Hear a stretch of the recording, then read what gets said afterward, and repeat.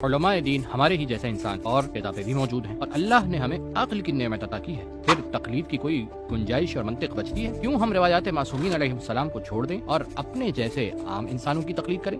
امام محمد باقر علیہ السلام مدینہ منورہ میں رہتے تھے، اور اس وقت ان کا اپنے پیروکاروں کے ساتھ رابطہ اتنا آسان نہیں تھا، اور اس کے دو اہم اسباب تھے۔ پہلا، برسر اقتدار خلفاء کی جانب سے پابندیاں، دوسرا، اہل بیت کے پیروکاروں کا جغرافیائی اعتبار سے دنیا کے مختلف علاقوں میں پھیل جانا، جیسے کوفہ، بصرہ، خراسان، قم، یمن، مصر وغیرہ۔ اس کے باوجود ائمہ اطہار علیہ السلام نے ایک جنریشن کی تربیت کی، اور وہ امام کے شاگرد تھے جو امام کے حکم سے لوگوں کی حاجتیں پوری کرنے جاتے تھے، جو کہ فتاوی، مسائل کے جوابات اور آپسی فیصلے وغیرہ سے متعلق ہوا کرتی تھی۔ علی ابن مسیب نے امام رضا علیہ السلام سے ملاقات کرنے کے لیے قم سے خراسان تک کی 1000 کلومیٹر کی مسافت طے کی، اور جب وہ امام کے پاس پہنچے تو امام سے کہا کہ میرا گھر دور ہے، میں ہر دفعہ اپنی مشکل کے حل کے لیے آپ کے ہاں حاضر نہیں ہو سکتا، تو میں کس سے دین کی تعلیمات حاصل کروں؟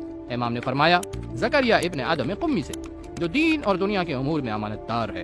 علی ابن مسیب کہتے ہیں کہ جب میں دوبارہ پلٹا تو میں زکریا ابن آدم کے پاس گیا اور ان سے اپنے مسائل دریافت کیے۔ اہل اختصاص یعنی ایکسپرٹ کی طرف رجوع کرنا ایک نیچرل اور فطری عمل ہے۔ اگر ہم اپنے ارد گرد توجہ کریں اور اپنی زندگی کے تمام امور کی طرف نظر دوڑائیں تو ہمیں اپنی زندگی میں 3 قسم کے امور نظر آئیں گے۔ نمبر 1، وہ کام جو ہم بغیر کسی ایکسپرٹ کی رہنمائی کے انجام دے سکتے ہیں، جیسے پانی پینا، پڑھنا، والدہ کو فون کرنا اور ان کی صحت دریافت کرنا۔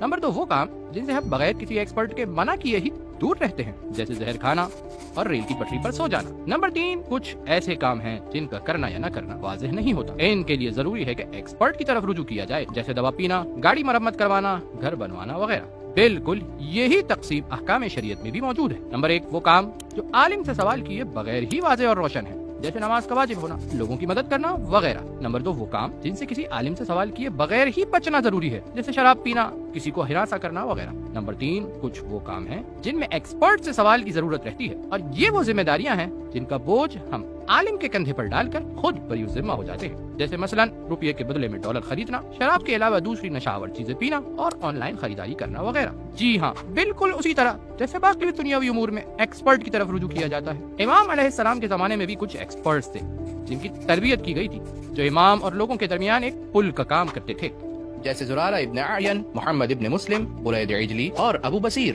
کے گراں قدر اصحاب تھے۔ جیسا کہ امام صادق علیہ السلام سے سنا گیا، انہوں نے ان کے بارے میں فرمایا کہ یہ حرام خدا اور حلال خدا پر اللہ کے امین ہیں، اور اگر یہ نہ ہوتے تو نبوت کے آثار منقطع ہوتے اور ختم ہو جاتے۔